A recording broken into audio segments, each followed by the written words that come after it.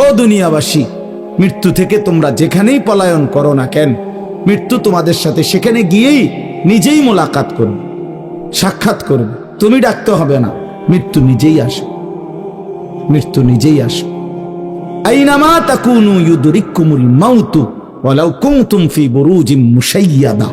আল্লাহ বলে, তুমি যদি এমন একটা বিল্ডিং বানাও, ঘর বানাও, যে ঘরটা অনেক উঁচা, যে ঘরটার উপর দিয়া কেউ ভিতরে ঢুকতে পারবে না, যে ঘরটার মধ্যে একটা ছিদ্র নাই, একদম আটকানো, তো এরকম একটা ছিদ্রবিহীন সুউচ্চ ঘরও যদি তুমি বানিয়ে তার ভেতরেও তুমি আশ্রয় নাও, তো ইউদরিকুমুল মাউতু, মৃত্যু তোমার সেখানেই পৌঁছবে, তোমার সেখানেই পৌঁছবে। প্রিয় ভাই আমার, বন্ধু আমার, নওজোয়ান সাথীরা আমার, মৃত্যু এক অনিবার্য বাস্তবতা, চিরন্তন বাস্তবতা। এটা গ্রহণ করতেই হবে। হাসলেও মরতে হবে, কাঁদলেও মরতে হবে, সুখেও মরতে হবে, দুঃখেও মরতে হবে। রাজপ্রাসাদ আর অট্টালিকার মানুষটাও মরে যাবে, জীর্ণ কুটিরে যে লোক থাকে, হ্যাঁ, সেই লোকটাকেও মরতে হবে। জীবনে কোনোদিন দুঃখ দেখে নাই যে, সেও মরে যাবে। জীবনে কোনোদিন সুখ দেখে নাই যে, সেও মরে যাবে। সব মরে যাবে। এটাই সত্য, এটাই বাস্তবতা। অতএব মৃত্যু এক অনিবার্য বাস্তবতা, এটা গ্রহণ করতেই হবে। এটা যদি আমরা মনে রাখি, তো আমাদের জীবন অনেক সুন্দর হইত, অনেক সুন্দর হইত। রাসূলুল্লাহ সাল্লাল্লাহু আলাইহি ওয়াসাল্লাম বলছেন, আকসিরু যিকরা হাদিমিল লাযযাত ইয়ানি আল মাউত। আল্লাহর নবী বলেন, আমার উম্মত, তোমরা বেশি বেশি ওই জিনিসটা স্মরণ করো, যে জিনিস তোমাদের সমস্ত স্বাদ, আনন্দ, আহ্লাদ চিরতরে মিটায় দিবে, তোমারে চিরস্তব্ধ করে দিবে। জলজ্জান্ত মানুষটা আমাদের সামনে হাঁটতো, চলতো, উঠতো, বসতো, ঘুরতো, ফিরতো, হ্যাঁ, সেই মানুষটা মনে করেন আমার চোখের সামনে নাই, তার লাশ আমার সামনে। আহা, সেই লোকটা স্তব্ধ। পৃথিবীর কত মানুষ কত আওয়াজ করতেছে, কত শোরগোল করতেছে, কিন্তু এই লোকটা হাতও নাড়ে না, পাও নাড়ে না, চোখও মেলে না, আর কিছুই করে না। এ কি আশ্চর্য বিষয়! চোখের সামনের এই মানুষটা নাই, কি হলো তার? কে তারে থামাই দিল? কে তারে স্তব্ধ করে? এ তো আমার মতো ঘুরতো, ফিরতো, হাঁটতো। আহ, আমার আব্বারে আমি কত দেখছি, একদিন আমার আব্বা চলে গেল। আমার দাদারে আমি কত দেখছি, আমার দাদা একদিন চলে গেল। আমার জ্যাঠারে আমি দেখে আসছি, দোয়া করে আসছি, ফু দিয়ে আসছি। এক সপ্তাহ পরে জ্যাঠা ইন্তেকাল করলেন। আবার এক সপ্তাহ পরে আমি গিয়া জ্যাঠার জানাজা পড়াইছি। এই তো বাস্তবতা। যুবক ভাই, তুমিও মনে রাখো, বয়স্ক বাবা আপনিও মনে রাখেন। হাসান বসরি রহমতুল্লাহ আলাই একজন বড় বুজুর্গ ছিলেন। উনি বলতেন, তিনি যখন কোনো যুবককে দেখতেন আর বয়স্ক দেখতেন, তো তিনি যুবকদেরকে বলতেন, ইয়া মা'শারাশ শাবাব ইন্না যারআ কাদ তুদরিকুহুল আহাতু ক্বাবলা আন ইয়াবলুগা। তিনি উপদেশ দিতেন, হে যুবকগণ, শোনো, সব ফুল, সব ফল, সব গাছ চারা পরিপক্ক পাকা পর্যন্ত পৌঁছায় না, তার আগেই অগণিত ফুল, অগণিত ফল, অগণিত চারা গাছ ঝরে যায়, ঝরে যায়। এটা উনি মনে করাইতেন মৃত্যুর কথা। উনি এটা বুঝাইতেন, যুবক, তুমি দেখো, একটা আম গাছের মধ্যে যতগুলো মুকুল ধরছে, ফুল, সবগুলো আম হয় না। যতগুলো আম ধরছিল ছোট ছোট, সবগুলো বড় পাকা পর্যন্ত যায় না, তার আগেই ঝরে যায়। ঝরেই যায় বেশি, থাইকা যায় অল্প। তার মানে যুবক, কিশোর, তরুণ এই বয়সেই মৃত্যু হয় বেশি, বৃদ্ধ পর্যন্ত পৌঁছে কম। পুরা বাড়িতে অনেক সময় এমন হয়, একজনও বয়স্ক লোক নাই, একজনও নাই। আমার ঘর, আমার বাপ চাচাদের যে ঘর, সেখানে আপনার এখন আমার চাচাতো ভাই, জ্যাঠাতো ভাই, আমার ভাই বেরাদর সব মিলাইয়া আমাদের ছেলে পেলে, ভাই ভাতিজা মিলে না হয়তো 60-70 জন আছি আমরা, কিন্তু আমাদের একজনও বয়স্ক লোক নাই। আমার দাদাও নাই, দাদিও নাই, জ্যাঠাও নাই, চাচাও নাই, আমার আব্বাও নাই, কেউ নেই। তাইলে কেন এমন হলো? তাহলে বোঝা গেল অধিকাংশই ঝরে যায়, কবরে চলে যায়, মৃত্যু হয়ে যায়। এই জন্য ধোঁকা না খাওয়া। আরেকটা হলো, বয়স্ক লোককে দেখলে উনি বলতেন, হাসান বসরি রহমতুল্লাহ আলাইহি, ইয়া মাশারা শুয়ুখ, হে বৃদ্ধগণ। উনি তাদেরকে জিজ্ঞাসা করতেন যে মা ইউনতাজারু বিসসারআ ইযা বালাগা, যখন কোনো ফসল পাইকা যায় তখন আর বাকি থাকে কি? কি বাকি থাকে? কাটা। কথা বলে না, কি বাকি থাকে? ক্বালু আল হাসাদ, বা কাটাটা বাকি থাকে, পাইকে তো গেছে। তার মানে আপনারা পাইকে তো গেছেন, বয়স তো হয়েই গেছে, আর শুধু মৃত্যুটা বাকি, আর শুধু মৃত্যুটা বাকি। তাইলে যুবককে বলতেন, তুমি ভেবো না তুমি বৃদ্ধ হবা, কারণ অসংখ্য ফুল তো আগেই ঝরে যায়, অসংখ্য ফল তো আগেই ঝরে যায়, অসংখ্য গাছ তো আগেই ঝরে যায়। আবার বৃদ্ধকে বলতেন যে আপনার তো আর কিছুই বাকি নাই, আপনি তো পাইকেই গেছেন, এখন শুধু কাটা, কবর, মৃত্যু ছাড়া আর বাকিটা কি? তাহলে মৃত্যু ভুলে না যাওয়া, মৌত ভুলে না যাও। রাসূলুল্লাহ সাল্লাল্লাহু আলাইহি ওয়াসাল্লাম বলেন, কাফা বিল মাউতে ওয়াইজান, নবীজি বলেন, কোন মানুষ যদি মৃত্যুর কথা স্মরণ করে, তার ওয়াজের জন্য, নসিহতের জন্য এটাই যথেষ্ট, এটাই যথেষ্ট। আমরা কিতাবে পড়ছি, হযরত ওমর রাদিয়াল্লাহু তাআলা আনহু, এত বড় সাহাবী, উনি বলতেন, কুল্লা ইয়াউমিন ইউকালু মাতা ফুলান মাতা ফুলান ওয়ালা বুদ্দা মিন ইয়াউমিন ইউকালু মাতা ওমর। তিনি বলতেন, হায় শোনো, প্রতিদিন ঘোষণা হয় আজ অমুকের মৃত্যু হলো, অমুকের মৃত্যু হলো, অমুকের মৃত্যু হলো। অচিরেই একদিন ঘোষণা হবে আজ ওমরের মৃত্যু হলো, আজ ওমরের মৃত্যু হলো। উনি বলেন, এই ঘোষণা শুনবে খুব দ্রুত একদিন। এই জন্য বাপ, এই আমাদের ব্যক্তিগতভাবে প্রতিনিয়ত মৃত্যু হচ্ছে, ঠিক এভাবে আমরা তো মরছি, একদিন এই গোটা আলমের মৃত্যু হবে, একদিন এই গোটা সৃষ্টিটাই আল্লাহ তাআলা গুটায় ফেলবে। আচ্ছা, কি আশ্চর্য কথা, এটা কি অবাক করা। এক মিনিট যদি কেউ বিবেক দিয়া ভাবে, যারে বলে কি হুজুর, বলেন কি, এত বড় আসমান ভেঙে যাবে, এই সূর্য খসে পড়বে, চাঁদ খসে পড়বে। আল্লাহ তাআলা বলছে, ইযা সামাউন ফাতারাত, আসমান ভেঙে যাবে, ওয়া ইদাল কাওয়াকিবুন তাসারাত, তারকারাজি খসে খসে পড়বে, ইযা শামসু কুব্বিরাত ওয়া ইদাল কাওয়াকিবুন তাসারাত। আল্লাহ তাআলা বলছেন, সূর্যটা গুটায় ফেলা হবে, পাহাড়গুলো বালির মতো, তুলার মতো উঠতে থাকবে। ইদা রাজ্জাতিল আরদু রাজ্জা, এই জমিনের মাটিগুলো রেজা রেজা। এটা কেমন আশ্চর্য বিষয়, এই গোটা আলমের মৃত্যু হবে। আল্লাহ তাআলা কোরআনুল কারীমে বিশ্বাস করেন, অসংখ্যবার এই কথা এটা বলছে, এটা হবেই হবে। ইদা ওয়াকাতিল ওয়াকিআ, আল্লাহ বলেন এই ঘটনাটা ঘটবে। লাইসা লিওয়াকাতিহা কাযিবা, এই ঘটনা মিথ্যা মনে করার মতো কেহ নাই। যেদিন ঘটে যাবে তখন আর কারো কোনো মিথ্যাবাদী আর থাকবে না, অর্থাৎ কেউ আর অস্বীকার করার সুযোগ হবে না। চোখের সামনে দিন, চোখের সামনে দিন। কোরআন শরীফে একটা সূরা আছে, সূরা হজ। ওই যে আমরা হজ করি না, এই হজ সূরাটার নাম। এই সূরার শুরুতে আল্লাহ তাআলা এই পৃথিবী ধ্বংসের, কিয়ামতের একটা সাংঘাতিক বর্ণনা দিয়েছেন।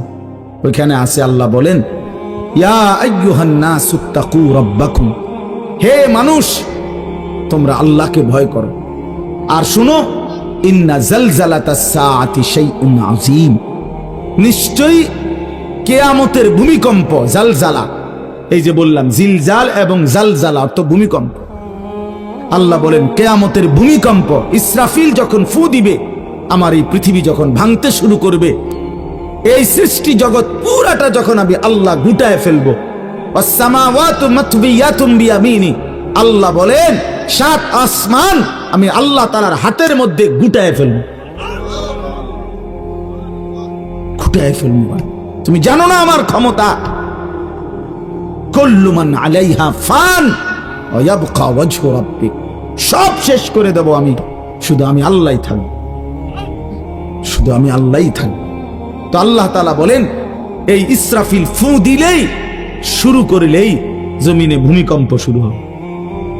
ইন্না জালজালাতাস সাআতি শাইউন আযীম, আল্লাহ বলেন নিশ্চয়ই এই কিয়ামতের ভূমিকম্প এটা শাইউন আযীম, বড়ই ভয়ানক, বড়ই মারাত্মক। কারণ দুনিয়ার ভূমিকম্প এক নাম্বার হলো বর্তমানের ভূমিকম্প কখনো 30 সেকেন্ড, কখনো 40 সেকেন্ড, কখনো 47 সেকেন্ড, 50 সেকেন্ড, এই সেকেন্ড সেকেন্ড মিনিট 47 মিনিট নিয়ে ভূমিকম্প হয়। কথা কর না কেন?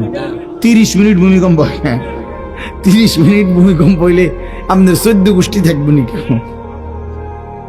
30 সেকেন্ড 40 সেকেন্ড হয় ভূমিকম্প। এইটুকুতে একে তো সময় সামান্য, দ্বিতীয়ত হলো একসাথে গোটা পৃথিবীতে হয় না, এদিকে হলে ওইদিকে হয় না এরকম। কিন্তু আল্লাহ তাআলা বলেন ইসরাফিল ফু দিলে যে ভূমিকম্পটা হবে, সেই ভূমিকম্পটা গোটা পৃথিবী একসাথে নাড়ায় দিবে, একসাথে নড়বে। 47 সেকেন্ড না, কতক্ষণ সেটা আল্লাহই জানে। তখন অবস্থা কি হবে? মানুষের আতঙ্ক, এই ভূমিকম্পে আতঙ্ক। হ্যাঁ, আমি একবার চাঁদপুর মাহফিলে ছিলাম, রাত্রে ঘুমাইছি মসজিদের রুমে, ইমাম সাহেবের রুমে। এই সময় ভূমিকম্প আইছে, দরজা খুলে দিছি দৌড়, মসজিদের মাঠে আইছি দাঁড়াইয়া, চাই যে পুরা গ্রামের মানুষ সব আইসা পড়ছে, হই হুল্লোড় চিৎকার, হায় হায়। অথচ সবাই চিৎকার দিতে দিতে ভূমিকম্প শেষ। ভূমিকম্প হয়েছেই তো অল্প একটু, কিন্তু এটুকুর আতঙ্কেই যা হুজুর পাবলিক বরাবর। কিসের হুজুর আর কিসের পাবলিক, বক্তা শ্রোতা সমান। এই এখন মনে করেন ভূমিকম্প হইলে আমরা সব দিন দৌড়, আমিও আমি এনে বুজুর্গি দেখাই বইতাম। হ্যাঁ, আমি একটা বড় হুজুর বেটা প্রধান বক্তা, আমি লড়লে কি মাইসে কি করব? আপনি কি করবেন? আমার সময় কো, আমার জান নিয়ে টানাটানি। আল্লাহু আকবার। তো এই সামান্য ভূমিকম্প, কিন্তু আল্লাহ তাআলা বলেন ইসরাফিল সিংহা ফু দিলে যে ভূমিকম্প হবে বান্দা, সেটা বড়ই ভয়ানক, সেটা সারা পৃথিবী নড়বে একসাথে। তখন কি হবে? মানুষের আতঙ্ক।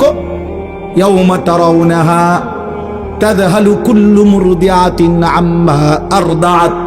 এই এক নম্বরে আল্লাহ বলেন যে মা তার বাচ্চাটাকে দুধ পান করাইতেছিল, এই কোলের বাচ্চা, দুধের বাচ্চা, আপন মা তার দুধের বাচ্চা ভুলে যাবে, ফেলে দিবে, ছুঁড়ে মারবে, আর মা পাগলের মতো দৌড়ানো শুরু করবে। কোরআন শরীফের আয়াত। ওয়াতাদাউ কুল্লু যাতি হামলিন হামলাহা।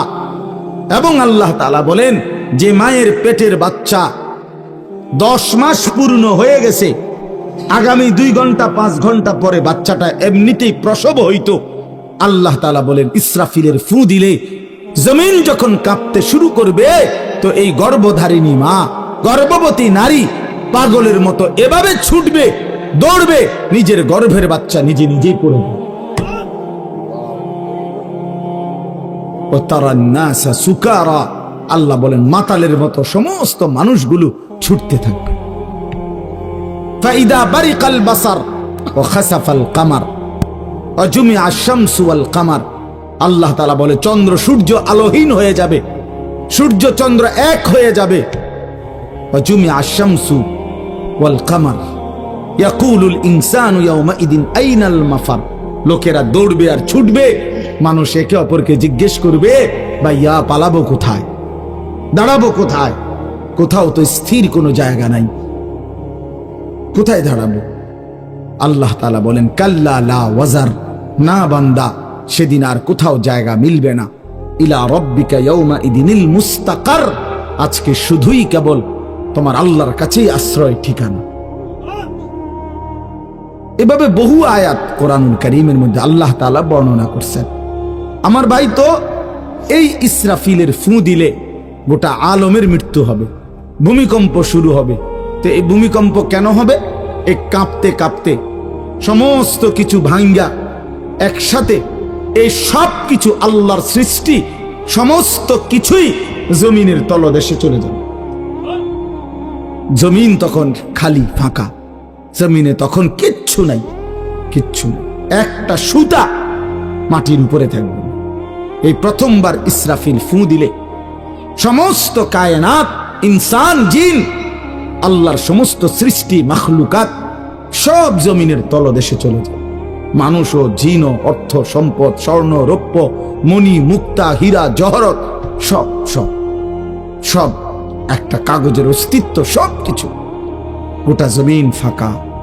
এভাবে কতদিন আল্লাহ জানে, কতদিন আল্লাহ জানে।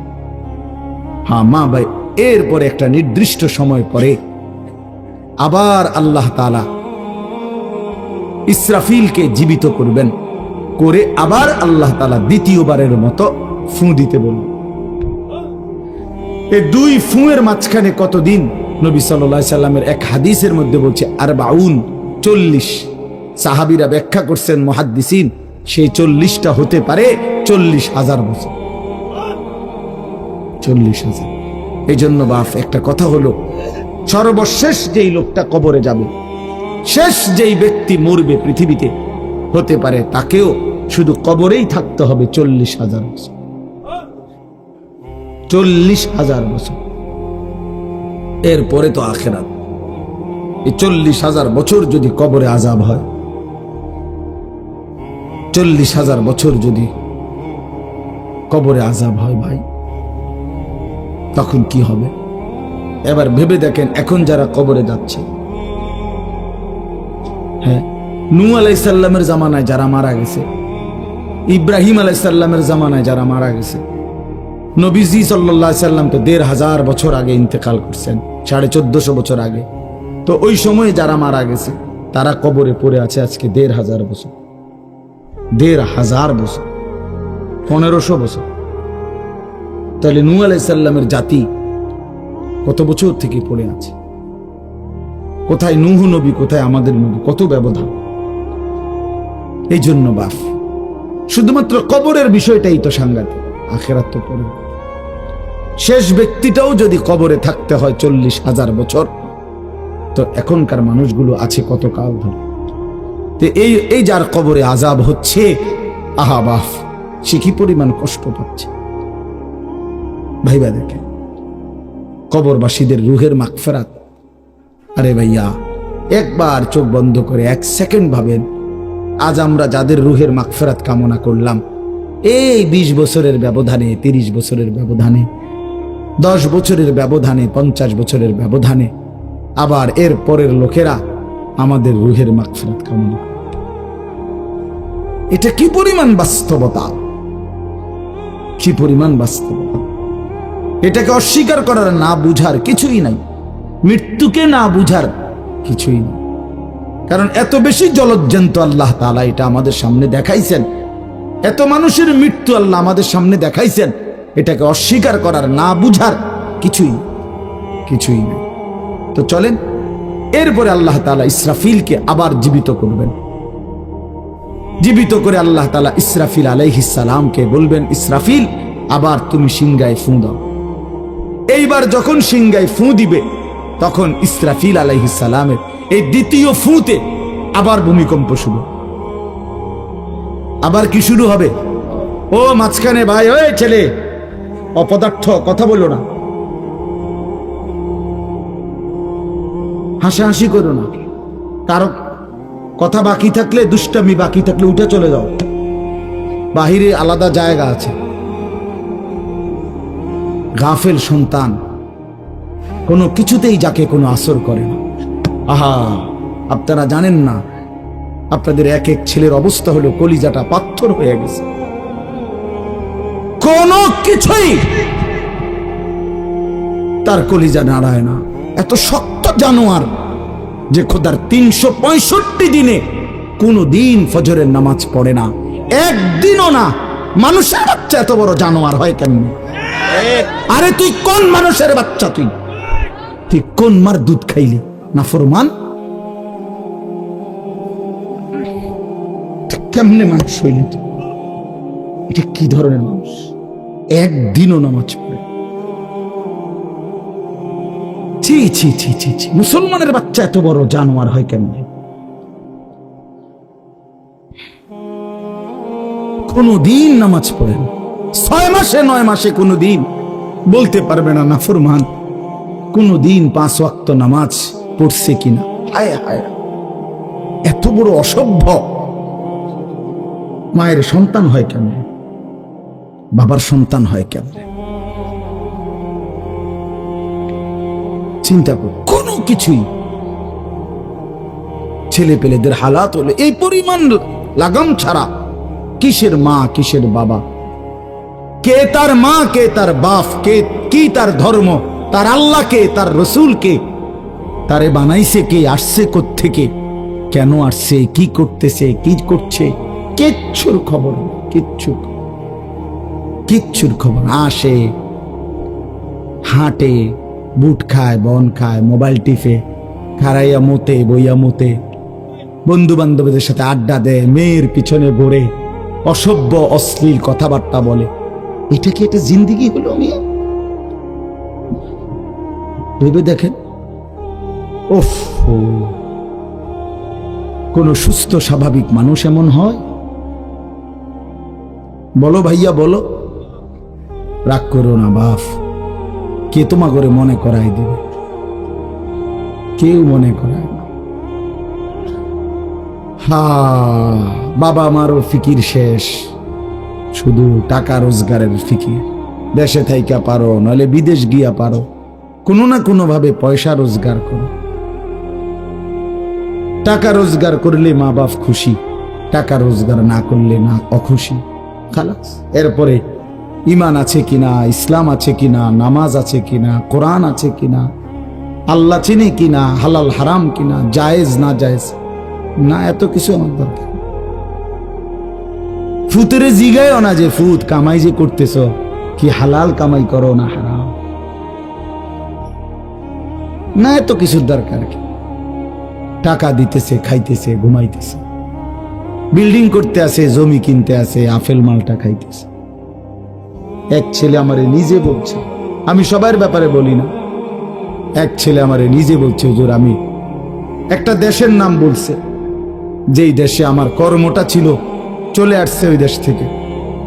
আমার বলছে, হুজুর আমার কর্মটা হলো এই, মদের বার, মদের হোটেলে নারী পুরুষ উলঙ্গ জিনাবে বিচার করে, আমার দায়িত্ব শুধু পাশে দাঁড়িয়ে মদের বোতল নিয়ে দাঁড়ায় থাকা, যতবার তারা চায় অতবার তাদেরকে মদ গ্লাসে ঢেলে দেওয়া, তাদের হাতে তুলে দেওয়া।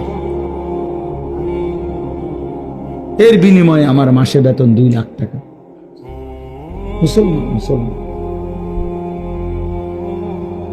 মুসলমানের সন্তান,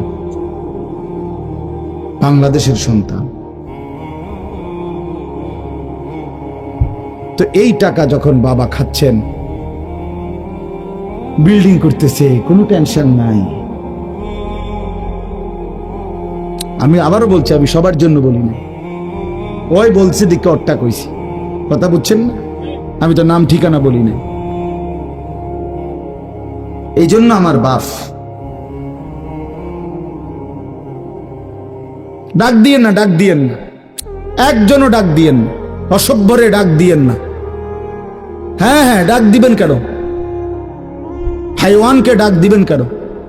শুনেন, আপনারাই শুনেন, এত এত মানুষ শুনতে হবে না, কোনো অসুবিধা নেই, কোনো অসুবিধা নেই। আমি তো এটাই বুঝাইতে চাইতেছি, প্রত্যেকটা মানুষ আজকে মুসলমান। আমরা ঘর দেখায়, ফার্নিচার দেখায়, বিল্ডিং দেখায়, হুজুর দোয়া করেন, ঘরটা করছি, হুজুর দোয়া করেন। কিতা দোয়া করতে হবে না, যে কিতা দোয়া করতে, বিল্ডিং এর দোয়া কিতা, আবার ইট বালুর লেগে দোয়া করে লাভ কি বেড়া? হুজুর মোটরসাইকেল কিনছি, হুজুর দোয়া করে দেন। কিতা দোয়া করতো? কি মোটরসাইকেলের দোয়া কিতা? আবার আজীব লাগে না? বাস্তব এগুলো সার ডালাই দিই, মাইজ গিয়ে দোয়া করে দেন, সার ডালাই দোয়া। ওটা সার ডালাই করে, ওটার ফুতে মোবাইলে অশ্লীল উলঙ্গ ছবি দেখ। ওটার সন্তান উনি দাঁড়াইয়া রয়েছে মিস্ত্রির সামনে, ওনার গাম বাইয়া বাইয়া পড়তেছে ছাদ ডালাইয়ের দিন, আর অসভ্য জানোয়ার সন্তান বন্ধুদের সাথে উলঙ্গ ছবি দেখতেছে। ওই জানোয়ারের জন্য উনি ছাদ ডালাই দিতেছে, ওই হাইওয়ানের জন্য উনি ঘর করে দিয়ে দেখতেছে। উনি কবরে জায়গা ঘর করে দিয়ে গেছে, এর জন্য ঘর করলেন? ছি ছি ছি ছি ছি। আমার দেওয়া ঘরে আমার কষ্টের কমাইয়ে এখানে বসে বসে রঙিন ছবি দেখবে, উলঙ্গ দৃশ্য দেখবে ঘরে শুয়া শুয়া সারা রাত। এর জন্যই আমার জীবনের এই অর্জন, এই ছিল আমার উপার্জনের উদ্দেশ্য। আহ, কতবার বললে বুঝবেন? কেমনে বললে বুঝবেন? কারে বললে বুঝবেন? আল্লাহ মাফ করে দেন। চলেন বাপ, তো বলতেছিলাম আল্লাহ তাআলা ইসরাফিল আলাইহিস সালামকে বলবেন আবার ফু দাও। তো তিনি দ্বিতীয়বারের মতো ফু দিলে জমিন আবার ভূমিকম্প শুরু হবে। এই ভূমিকম্পে জমিন কাঁপতে কাঁপতে এইবার জমিনের তলদেশে ওই প্রথমবার ফু দেওয়াতে ভূমিকম্প কাঁপতে কাঁপতে সব উপরে যা ছিল সব নিচে চলে গেছে। মনে আসেনি? এটা কইছি। তাহলে উপরটা কি? ফাঁকা। এইবার নিচে যা ছিল সব উপরে চলে আসবে। এই আসলেই এটা হাসরের মাঠ। সমস্ত নিচের জিনিস যা কিছু, একেবারে মানুষ, গরু, ছাগল, হাঁস, মুরগা, জিন, ইনসান, গদ, দুয়ার, বাজার, ব্যবসা, দোকান, টাকা, হীরা, জহরত, মণি, মুক্তা, টাকা পয়সা, অর্থবিত্ত, সব সোজা কথা জমিনের তলদেশের সব কিছু জমিনের উপরে উঠে আসবে। এই উঠে আসলেই এটা হাসরের মাঠ। এইটা, এই হাসরের মাঠ কোনটা জানেন? এই যেখানে বসে আছেন এখন, এটাই হাসরের মাঠ। এই জমিনের উপরেই হাসরের মাঠ। বাকি শুধু আল্লাহ কোরআন বলছে ওয়াইদাল আরদু মুদ্দাত, আমি আল্লাহ জমিনটাকে টেনে আরো লম্বা করে দেব, আরো বড় করে দেবো আর কি, প্রশস্ত করে দেবো। কারণ ওই যে পিসের মানুষ খারাপ লাগবে না? মানুষ তো দাঁড়াই বসেই আদম আলাইহিস সালাম থেকে নিয়া, তো মানুষ বেশি না? মানুষ, গরু, ছাগল, হাঁস, মুরগা, জিন, ভূত সব খারাপ না? সব দাঁড়াবে তো। এই জন্য আল্লাহ তাআলা বলেন জমিন আমি প্রশস্ত টেনে দিব, লম্বা করে দিব, এতটুকু। বাকি এটাই হাসরের মাঠ, এটাই হাসরের মাঠ। এই কথাটাই এখানে আল্লাহ তাআলা উল্লেখ করছেন। ইদা জুলজিলাতিল আরদু জিলজালাহা, যখন দ্বিতীয়বারের মতো ইসরাফিলের ফু দিলে জমিনের ভূমিকম্প শুরু হবে।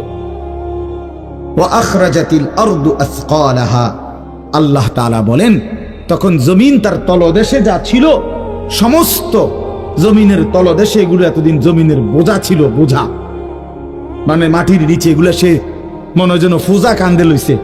এবার ওয়া আখরাজাতিল আরদু আসকালাহা, জমিন তার বোঝা মানে জমিনের তলদেশে যা ছিল সে এবার তা জমিনের উপরে উঠাই দিল, উপরে উঠাই দিল। এরপরে আশ্চর্য কথা শুনেন, এরপরের কথাটার জন্য রাসূলুল্লাহ সাল্লাল্লাহু আলাইহি সাল্লাম হাদিসে বলছেন, এই ভাই শুনেন, ছেলেরা তোমরাও শোনো। নবী সাল্লাল্লাহু আলাইহি সাল্লাম বলেন এই জমিনের তলদেশ থেকে যখন সবকিছু উপরে উঠে আসবে তখন অর্থ সম্পদ, হীরা জহরত, মণি মুক্তা, স্বর্ণ রৌপ্য এগুলো স্তূপ আকারে উঠে আসবে জমিনের উপরে, মানে হাসরের মাঠে। তো নবীজি একেবারে স্পষ্ট হাদিস, নবীজি সাল্লাল্লাহু আলাইহি সাল্লাম বলেন তখন এই স্বর্ণ রৌপ্য, টাকা পয়সা, হীরা জহরত এগুলো, এই অর্থ সম্পদগুলো আল্লাহর কুদরতে কথা বলবে। স্বর্ণের টুকরা কথা বলবে, কথা বলবে, রৌপ্যের টুকরা কথা বলবে, এগুলো কথা বলবে। কথা কি বলবে? এগুলো তখন ওই নাফরমান মানুষগুলোকে ডাক দিবে, ডাক দিবে, আইয়ুহাস সারিক, হে চোর, এদিকে এই সম্পদের জন্য চুরি করেছিলে, আজ যা দরকার নেও। আইয়ুহাল কাতি, হে ডাকাত, এদিকে এদিকে আসো, এই সম্পদের জন্য ডাকাতি করছিল, আজ নেও।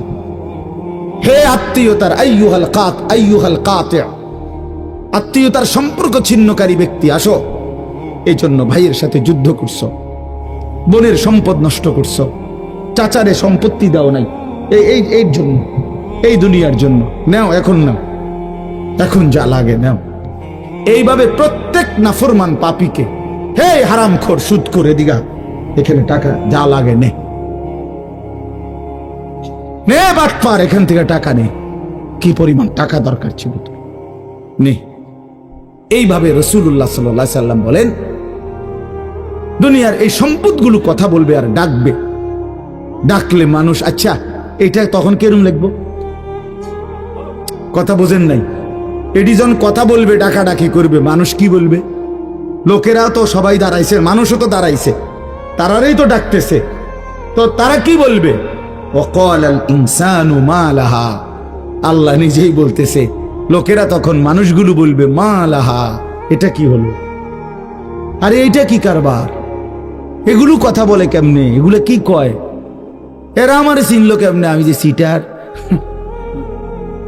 আমি বাটফারে চিন্না লাগলো। ইন্নালিল্লাহ, একেবারে পুরা ধরা, অনবিচার আচার কিছুই শুরু হয়েছে না, এখনই বেজ্জুতি, বাকিটা তো অবস্থা খারাপ।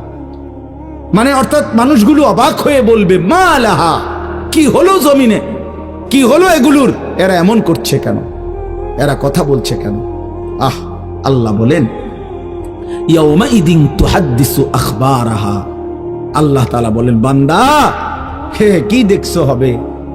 এই মাত্র দেখলা স্বর্ণ রূপ্য টাকা পয়সা কথা বলে, এখন না দেখবা আসল খেলাটা।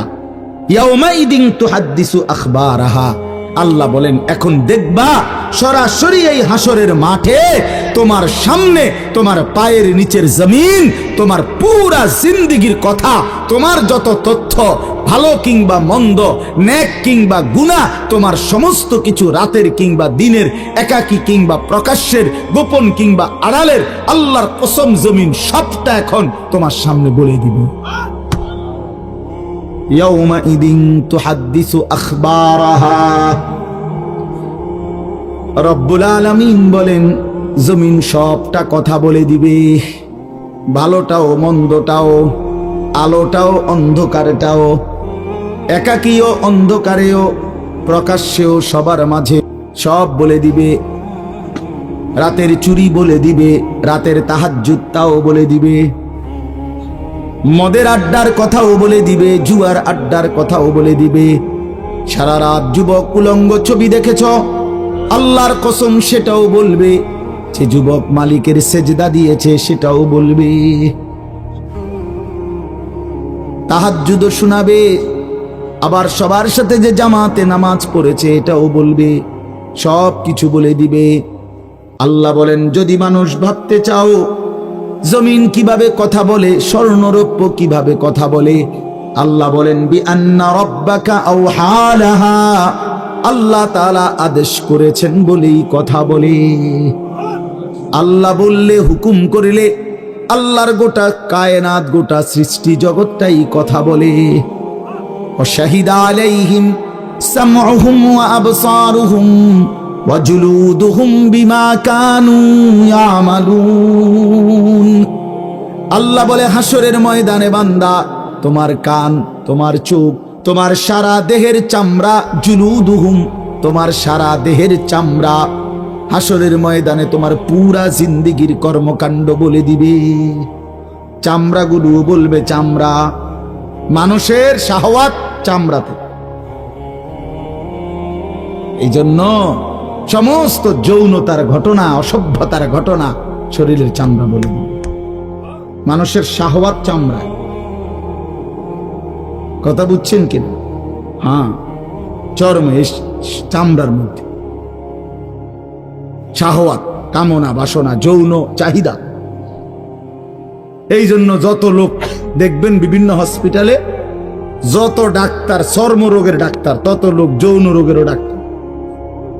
হ্যাঁ হ্যাঁ, চর্ম ও যৌন রোগ বিশেষজ্ঞ, এটা একই বিষয়, একই চ্যাপ্টার। চামড়া মানে আল্লাহ তাআলা বলেন তোমার চামড়া বলে দিবে কত রাত, কত দিন নারীর প্রতি অবৈধ আগ্রহ, অশ্লীলতার বেহায়াপনার অসভ্যতা করেছিলে।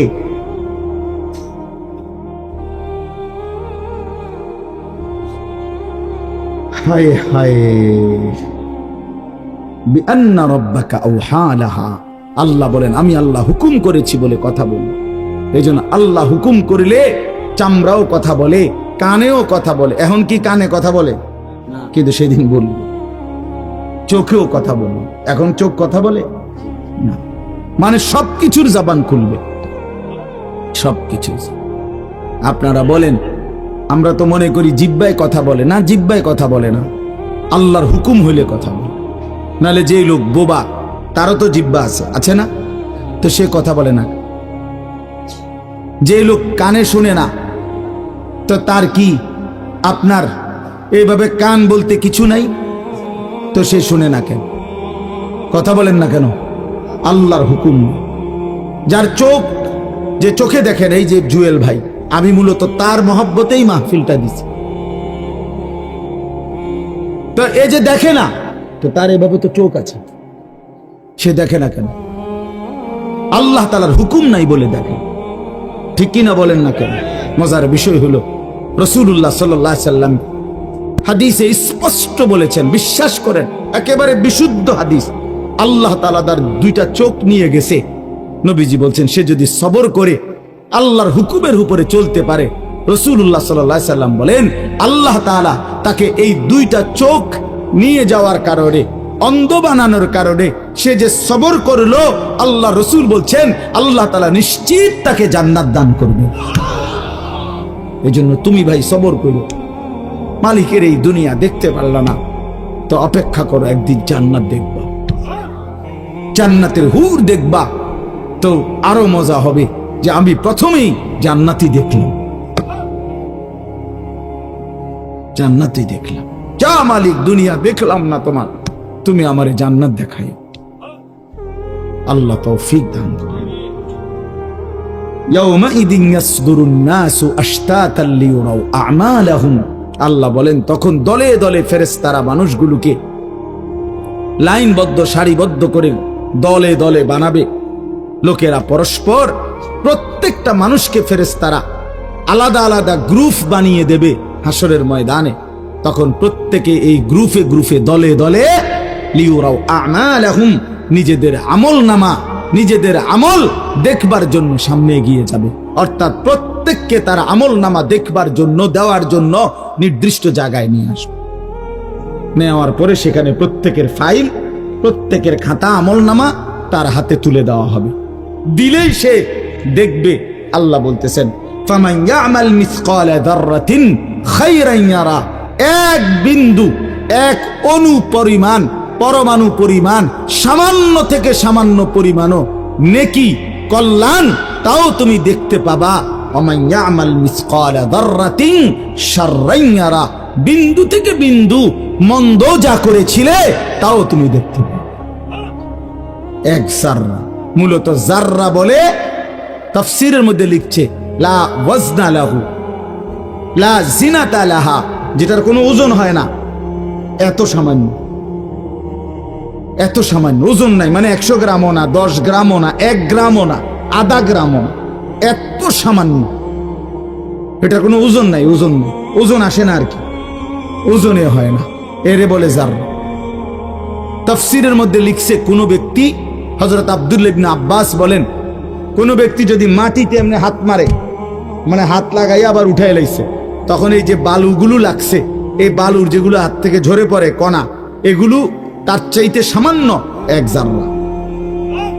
আমার উস্তাদ বলছিলেন ছাত্র জীবনে আমাদেরকে, যে মানুষ যে কাপড় ধুইয়া চিপে, কাপড় এমনি চিপ্পা রৌদ্রে দেয় না, মানে চিপ্পাই তো ফানি ফেলায়, তো কাপড় চিপ্পা সাইরা মানুষের একটা স্বভাব হইল রৌদ্র দেওয়ার আগে এটার একটা ঝাড়া মারে, লুঙ্গিটারে একটা আগে কি মারে, ঝাড়া দিয়া এরপরে দেয়।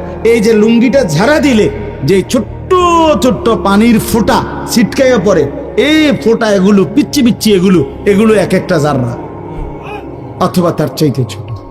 এটার ওজন আসবে না, এটা 1 গ্রামও হবে না, আধা গ্রামও হবে না। এই সামান্য ভালোটাও তুমি দেখবা, মন্দটাও দেখবা। কেমনে আড়াল করবেন ভাই?